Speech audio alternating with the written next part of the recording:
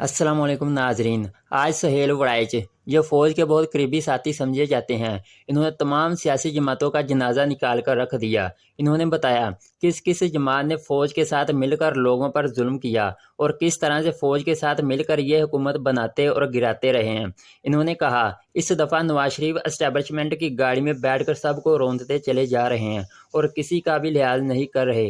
आइए पहले इनकी गुफ्तगू सुनते हैं और बाद में बात करते हैं। अब आ जाते हैं सियासत पर।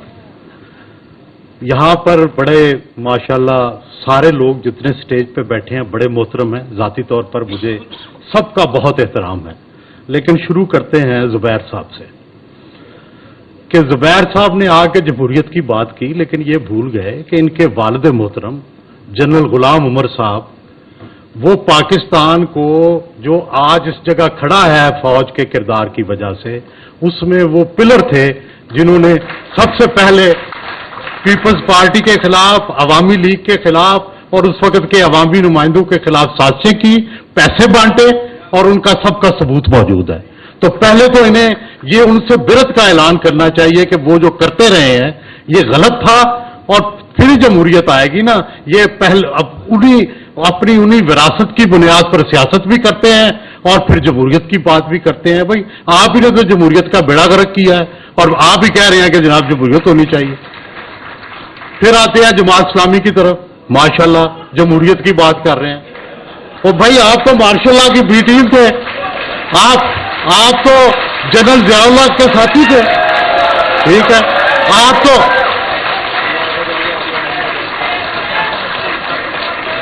अफगान जहाज के सबसे बड़े अलमबरदार थे। पाकिस्तान को तबाह करने में, पाकिस्तान के नजरियात तबाह करने में आपका किरदार था। तो आप जी, तो मैं ये कहना चाहता हूं कि आप उनसे कम से कम ये तो कहें कि यार हमने माजी में बड़ी गलतियां की हैं। आप कौन से इलेक्शन कराते हैं? आपकी मजलिस शूरा नाम देती है और उन नामों में जैसे ईरान में होता है तो उन नामों को आप वोट दे देते हैं। ये कौन सा इलेक्शन है? देखिए गुजारिश, चलो मेरी बाद में बात, देखिए मेरे बात कर लेने जी जी जी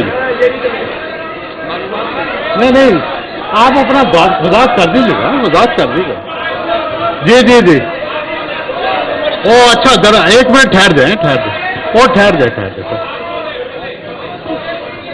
मैं ये गुजारिश करना चाहता हूं जनरल मैं सर ज़ुबैर साहब आपका ज़ाती तौर पर बहुत एहतराम करता हूं और मैं आपके किरदार की भी और आपकी गुफ्तगू की भी हिमायत करता हूं, लेकिन मैं आपको याद दिलाना चाहता हूं कि आपके वालिद साहब रिटायर्ड जनरल मेजर जनरल गुलाम उमर, उनका भी पाकिस्तानी सियासत को गंदा करने में, पाकिस्तान की सियासी जमातों को नुकसान पहुंचाने में बहुत बड़ा किरदार था। वो जनरल याहिया खान के एडवाइजर थे और उन्होंने पैसे बांटे सियासतदानों में। तो आपको भी उनकी जो किरदार था गैर जमहूरी, उससे बिरत का ऐलान करना चाहिए। और मैं यहां गुजारिश करना चाहता हूं,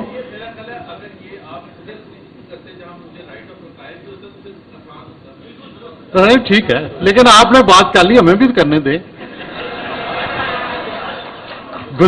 गुजारिश ये है कि फिर आ जाते हैं जनाब फारूक सत्तार साहब की तरफ और एमपीएम।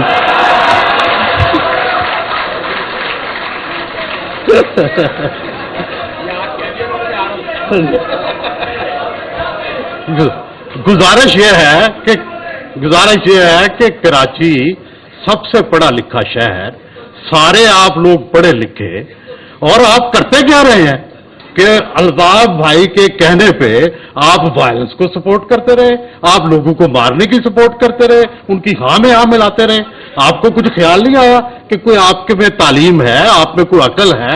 उस वक्त आपको कुछ ख्याल नहीं आया? तो भाई ये आप भी कम से कम शर्मिंदा तो हो।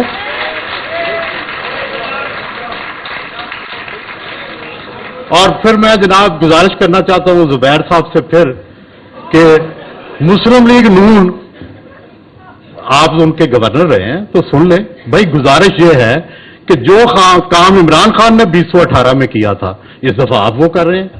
भाई वो एस्टेब्लिशमेंट की गाड़ी में बैठ के आया था اور سب کو روند کے جو ہے انہوں نے اس کو وزیر اعظم بنا دیا. اب آپ یہ کر رہے ہیں تو بھائی کیسے جمہوریت آئے گی؟ آپ سارے تو استعمال ہوتے ہیں، آپ سارے تو استعمال ہوتے ہیں، اور آپ پہ اگر کرٹیسزم کرتے ہیں تو سب نے میڈیا پہ پابندیاں لگائی ہیں.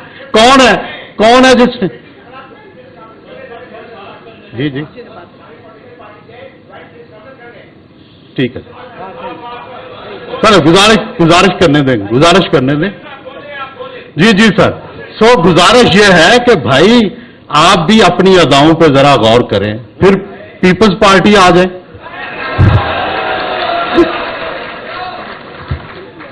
بھائی آپ نے دو لیڈرشپ کی قربانیاں دی، بڑی بات ہے. واحد پارٹی ہے جس نے اپنے لیڈرشپ کی قربانی دی، لیکن اب آپ کیا کر رہے ہیں؟ اب آپ تو فوج کے جو ہے وہ سیکنڈ کیا تھرڈ کمانڈ کے سامنے بھی جھک کے آپ سیاست کر رہے ہیں. کیا یہ عوامی سیاست ہے؟ کیا یہ آپ اس سے محروم طبقات جو ہیں ان کو آپ کو فائدہ دیں گے؟ تو بھائی بنیادی بات یہ ہے کہ ہم تو آپ سیاستدانوں کے ہمیشہ خیر خواہ رہے. میں نے اپنی زندگی بھر کسی سیاستدان پر کبھی الزام نہیں لگایا، کبھی کوئی اس کا اسکینڈل نہیں کیا، کیونکہ میں سیاستدانوں کی عزت کرتا ہوں. لیکن سیاسی جماعتوں کا کیا یہی کردار ہونا چاہیے ہمارے معاشرے میں؟ کیا یہی جمہوری کردار ہے؟ ہرگز نہیں. مظہر عباس اور میں اس کو نہیں مانتا. عباس کے لیے اور اہل کراچی کے لیے سلام محبت دے کے آیا ہوں، اور مجھے خوشی ہے کہ کراچی بدل گیا ہے. کبھی مجھے یاد ہے کہ میں کراچی آتا تھا تو لوگ کہتے تھے کہ جی یہ وائلنس، میں پوچھتا تھا کون کرتا ہے؟ وہ کہتے تھے یہ پتہ نہیں کون کرتا ہے، ہمیں پتہ نہیں چلتا. تو بات یہ ہے کہ شکر ہے کچھ نے پتہ چلا ہے کراچی کے لوگوں کو کہ وائلنس کون کرتا ہے اور کہاں سے ہوتی ہے. تو ہمارے ہاں جب کتاب کی لانچنگ ہوتی ہے تو ہم کہتے ہیں یہ آج شادی کی تقریب ہے. تو آج مظہر عباس لاڑا ہے اور یہ ان کی شادی کی تقریب ہے، کیونکہ یہ بھی اتنا ہی بڑا واقعہ ہے جتنا شادی واقعہ ہوتا تھا. کتاب کو میں بہت اہم سمجھتا ہوں، اور میں سمجھتا ہوں یہ تاریخ کا میں آپ اپنا نام جو ہے وہ اسٹیبلش کرتے ہیں. اور میری تقریر کے دو حصے ہیں، ویسے تو ایک ہی تھا صحافت، لیکن چونکہ سیاست کی بات چھڑی ہے تو وہ میں 2 منٹ کے لیے پوسٹ پون کر کے پہلے صحافت پہ بات کر لیتا ہوں. مظہر عباس آئیڈیل صحافی. دنیا صحافت میں کسی بھی مکتبہ فکر کو دیکھ لیں، مظہر عباس ایک آئیڈیل صحافی کی تعریف پر پورے اترتے ہیں. میری نظر بھی اب کمزور ہو گئی ہے. صاحب مطالعہ، عملی تجربہ اور تیز مشاہدہ ایک آئیڈیل صحافی کی طرح ان کا اثاثہ ہے. وہ صدارتی محل میں ہوں یا وزیر اعظم کے ہمنشیں ہوں یا لیاری کی غریب بستیوں میں، ان کے اندر کا صحافی ہر وقت جاگتا رہتا ہے. وہ نہ حکمرانوں کے دبدبے سے متاثر ہوتے ہیں اور نہ ہی جابروں کی دھمکیوں سے. وہ اپنی دھن میں وہی کہتے ہیں جو انہیں کہنا چاہیے. انہیں اپنے قلم اور اپنی زبان پر مکمل کنٹرول ہے. وہ نہ کسی کی مخالفت میں حدیں پار کرتے ہیں اور نہ کسی کی حمایت میں چاپلوسی اور خوشامد اختیار کرتے ہیں. مظہر عباس زمانہ طالب علمی سے بائیں بازو کی نظریاتی سیاست میں متحرک رہے. بائیں بازو سے منسلک رہنے والے لوگ لازمی طور پر صاحب مطالعہ ہوتے ہیں. ان کا دنیا کا ویژن بڑا واضح اور عوام دوست ہوتا ہے. مظہر عباس انہی خوبیوں سے مزین ہو کر میدان صحافت میں اترے. وہ عملی صحافت میں آئے تو اس وقت کراچی پھولوں کی سیج نہیں بلکہ کانٹوں کا ہار تھا. ایک طرف ضیاء امریت کے ظلم کا شکار پیپلز پارٹی تھی تو دوسری طرف اردو بولنے والوں کی محرومیوں کی نمائندہ MKM تھی. مظہر عباس اس مشکل وقت میں ان دونوں مخالف جماعتوں میں ہمیشہ محترم رہے، حالانکہ وہ دونوں پر تنقید بھی کرتے رہے اور ان کی غلطیوں کی نشاندہی بھی کرتے رہے. مظہر عباس اس لیے بھی آئیڈیل ہیں کہ انہیں لٹریچر کا تڑکا بھی لگا ہوا ہے. انہیں ساری بڑی اردو شاعری ازبر ہے. فیض کا ذکر ہو یا جوش کا، ہندوستان کے اندر لٹریری رجحانات ہوں یا پاکستان میں شائع ہونے والی نئی کتابیں، سب کے بارے میں مظہر عباس اپ ڈیٹڈ ہوتے ہیں. ہمارے دوست مظہر عباس کا سینہ رازوں سے بھرا ہوا ہے. اب وقت آ گیا ہے کہ وہ مرتضیٰ بھٹو کے قتل، بے نظیر سے گفتگوؤں، और MQM की अंदरूनी कहानियों और लड़ाइयों को लिखें ताकि पाकिस्तान की सियासी तारीख मुकम्मल हो सके।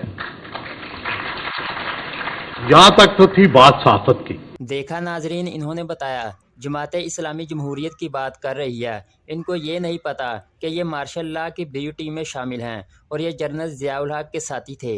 इन्होंने कहा पाकिस्तान के नज़रियात तबाह करने में आपका बहुत बड़ा हाथ था। इसी तरह सुहेल वड़ाई ने तमाम सियासी जमातों को इनकी औकात याद दिला दी। कहा अब इनको जमहूरियत याद आ रही है।